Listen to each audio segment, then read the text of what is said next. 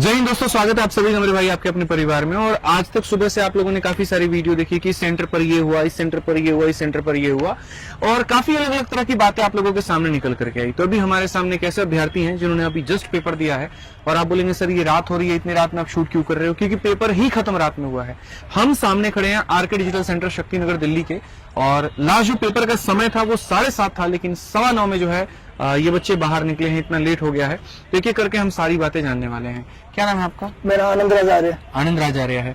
तो आनंद, आप ये बताइए कि पहली बार आप एसएससी का पेपर दे रहे हैं, इसके पहले आपने और भी कोई पेपर दिया है? सर पहले भी दिया है। कब दिया था पहले पेपर? पिछले साल दिसंबर में दिया था, 11 दिसंबर, थर्ड शिफ्ट इधर ही दिया था। ये सेंटर था, सेम सेंटर था। था। तो पिछली बार और इस बार में फर्क क्या है? सेंटर तो सेम ही है, क्या फर्क है? पिछली बार सर ऑन टाइम पे एग्जाम हुआ था, और एक ही लाइन में बच्चे अंदर जा रहे थे, एक गर्ल्स एक बॉयज। तो इस बार तो इतना मतलब आधा घंटा तो इधर हम बेड के अंदर फंसे रहे, काफी वोमिटिंग हुई मेरे को, चक्कर भी आने लगे, गर्मी इतनी तेज थी।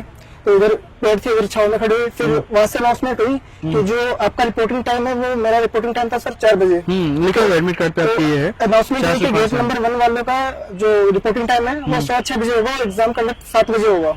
ऐसा क्यों सर? पता नहीं क्या हुआ, टेक्निकल इशू हुआ था, पता नहीं क्या हुआ। और गेट नंबर जो 2 है उनका सर ऑन टाइम पे एग्जाम होगा।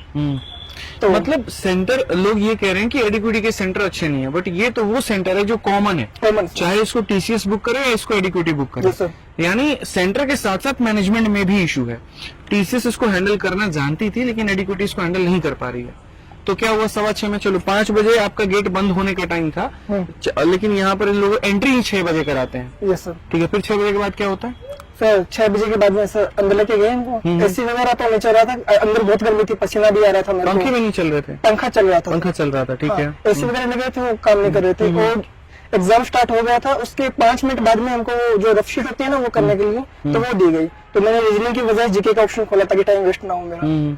तो ये थी। और बाकी रफ शीट लेट दिया उन्होंने? लेट दिया थोड़ा सा। अच्छा, ठीक है। और कीबोर्ड सर नहीं वर्क कर रहा था, माउस वर्क कर रहा था। कीबोर्ड का तो जरूरत ही नहीं पड़ता है सर, वो पासवर्ड लगा रहा था तब। अच्छा, पासवर्ड डालने के लिए, ठीक है सर।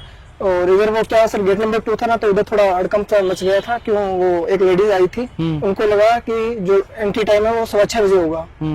तो पर गेट 2 का तो ऑन टाइम पे था, कंफ्यूज हो गई।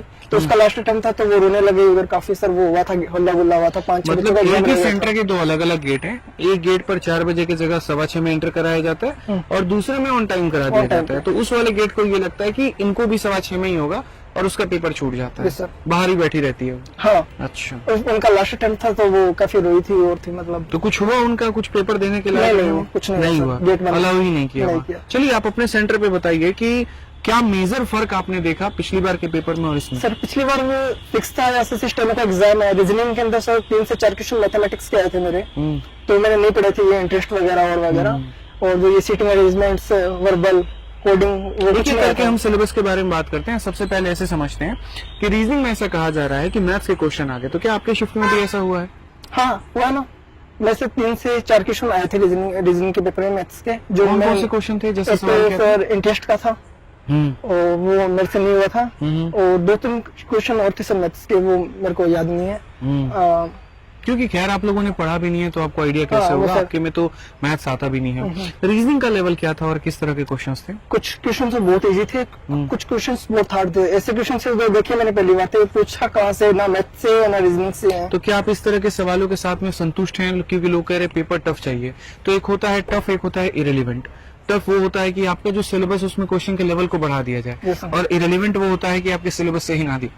तो आप इसको टफ कहना चाहेंगे, इरेलीवेंट कहना चाहेंगे?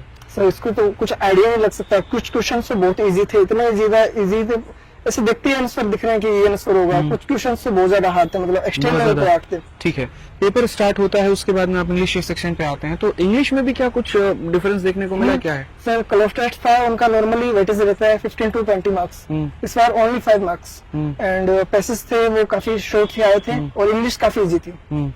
और बाकी ओवरऑल अगर हम बात करें रीजनिंग पे, जीएस का क्या कहानी है? जीएस में सर ऐसा है कि जो मतलब पहले वो जो स्टेटमेंट वाइज क्वेश्चंस होते हैं ना, वो नहीं पूछे जाते थे, पर इस बार स्टेटमेंट वाइज क्वेश्चन 3-4 क्वेश्चंस आए थे।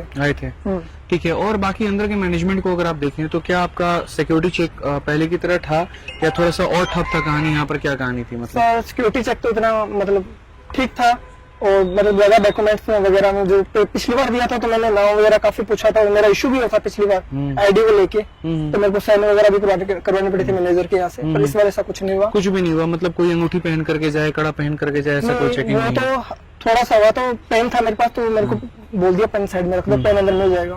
फिर अंदर पेन था जो मैंने 2 पेन चेंज करवाए थे, उसके बाद में वो पेन काम कर रहा था। और कोई ऐसी बात है जो आप कहना चाहते हैं, बताना चाहते हैं सर पेपर को लेके? सर इतना पहले नीचे रख लीजिए। हाँ, सर इतना ही है कि जो मैंने प्रिपरेशन की थी रीजनिंग को लेके या इंग्लिश को लेकर, तो रीजनिंग में सर मैं सेटिस्फाई नहीं हुआ सर इस बार एग्जाम के अंदर। और बाकी मैनेजमेंट को लेकर के आप क्या कहेंगे? सर बाकी मैनेजमेंट तो ये जो लड़कियां आई थी दूर दूर से आई थी और थी, तो उनको सर इतना लाइट के अंदर छोड़ा गया है, तो उनका मतलब मेरा एक फ्रेंड था हरियाणा से आया था, उसका ट्रेन मिस हो गया था सर। अच्छा, लास्ट टाइम मतलब लोग भी अपने हिसाब से देखते हैं कि यार 7 बजे मेरा पेपर खत्म हो जाएगा, ठीक है, तो हम घर चले जाएंगे 8-9 बजे की ट्रेन पकड़ करके, छोड़ ही रहे हैं 9:15 रात के 9:15 में, तो मतलब फिर वो लोग कैसे जाएं? ये अपने आप में देखिए एक फेलियर दिखा रहा होता है कि जब वही टीसीएस हो रही होती है तो सारी चीजें समय पर होती है, लेकिन एडिक्विटी के आते ही वही सेंटर, वही स्टाफ, वही सब कुछ, लेकिन सारी चीजें फ्लॉप होते नजर आती है। तो कई बार प्रॉब्लम सेंटर पे देखने को मिल रहा है, तो कई बार प्रॉब्लम मैनेजमेंट के अंदर में देखने को मिल रहा है। और ये बात एसएससी चेयरमैन साहब को समझनी चाहिए कि एडिक्विटी जो है कंप्लीट फेलियर है और कुछ भी नहीं है। मैंने कभी भी ये नहीं कहा कि आप टीसीएस को लेकर के आओ, लेकिन आप एक ऐसी व्यवस्था करो जिससे बच्चों को परेशान ना होना पड़े। अभी हम लोग आए 10 मिनट के लिए, ट्रैफिक में फंसे, उतनी देर में सारे बच्चे यहाँ से चले गए, नहीं तो मौका उनसे भी बात करने का मिल पाता और सारी चीजें हम उनसे भी जान पाते हैं। ठीक है कि बच्चे जो यहाँ कह रहे हैं कि कुछ खबरें जो है अफवाह हैं, कुछ चीजें ऐसी हैं, मैं अगर ग्राउंड रिपोर्टिंग पे आ जाऊं तो मैं एक चीज दिखा सकता हूँ, एक किल से लेकर के जहाज तक सारी चीजें बता सकता हूँ आपको। ठीक है, बस आपसे इतना कहूंगा यहाँ की सेंटर भी वही है, लेकिन मैनेजमेंट बहुत बेकार है और इस बात को समझने की आवश्यकता है एसएससी चेयरमैन साहब को कि ये जो हो रहा है ये बिल्कुल भी सही नहीं हो रहा। अभी तो सिर्फ स्टेनो का आशीष ये पेपर है तब ये हाल है, सोचिए अगर सीजल का हो गया तो क्या होगा। मतलब बहुत ज्यादा अपने आप में कुंभ के बराबर है वो कि, बराबर है। ठीक है, और उसको कैसे मैनेज करेगी हमारी एडिक्विटी, कैसे मैनेज करेगी हमारी एसएससी के लोग, सारे स्टाफ यहाँ पे, ये तो अब देखने लायक होगा। आप मेरे साथ में जुड़े हुए थे यहाँ पे, बाकी सारी चीजों को आपने बेहतर से समझा है और ये ग्राउंड रिपोर्ट थी। इसके अलावा मैं आप चाहते हैं तो मैं और भी सेंटर्स पे विजिट करके कल उनके हालात बयान कर सकता हूँ।